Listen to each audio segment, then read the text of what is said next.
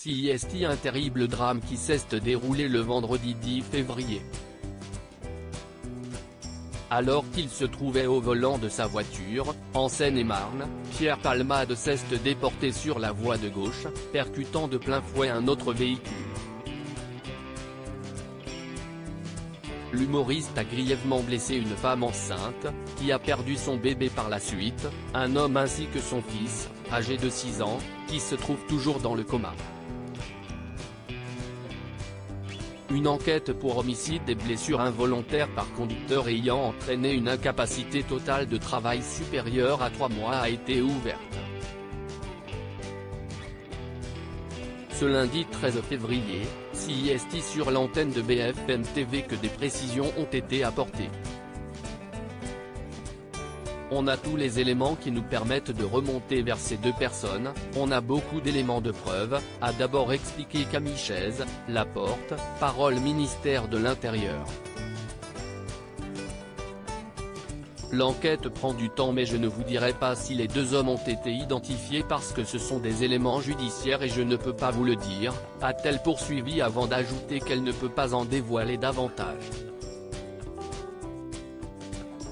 Si 3 jours paraissent longs, il faut laisser le temps aux policiers de bien faire leur travail, a-t-elle déclaré, indiquant qu'elle ne savait pas si les individus allaient être arrêtés. L'enquête concernant cet accident suit son cours et il a été révélé que Pierre Palmade était sous l'emprise de cocaïne et de médicaments de substitution au moment de l'accident. Il y a également des témoins qui ont affirmé avoir vu 2 jeunes hommes prendre la fuite, avant l'arrivée des secours. Âgés d'une vingtaine d'années, il s'agirait en réalité d'anciens escortes, comme l'a indiqué Le Parisien.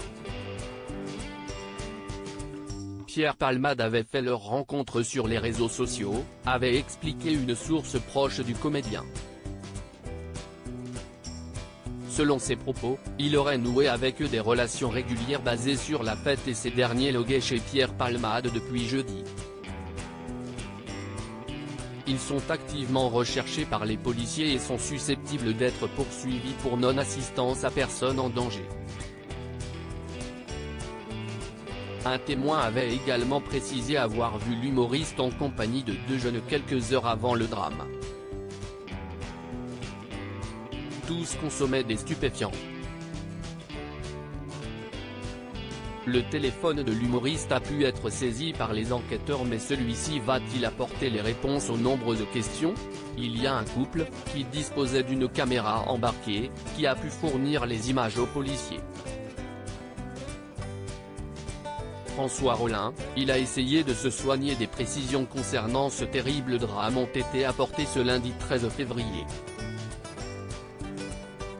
François Rollin, le metteur en scène de l'humoriste, a évoqué l'addiction de Pierre Palmade. Cette addiction, je l'ai vue de près, a-t-il d'abord confié avant d'ajouter, je l'ai vu lutter. Je sais comme CIST affreux. Le système de soins ne sait pas prendre en charge les addictions. Selon lui, le cas de Pierre est particulier, a-t-il précisé. Pierre Palmade a une longue histoire avec la cocaïne puisqu'il avait été condamné en 1995 pour consommation et placé en garde à vue pour usage et acquisition de stupéfiants en 2019.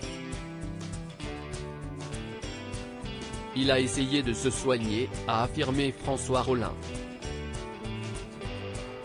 Il a essayé très fort. Mais même avec de très bons moyens, ce n'est pas gagné. L'addiction est une maladie, a-t-il déclaré avant d'ajouter, je n'aille pas à défendre Pierre. Il a commis une faute grave.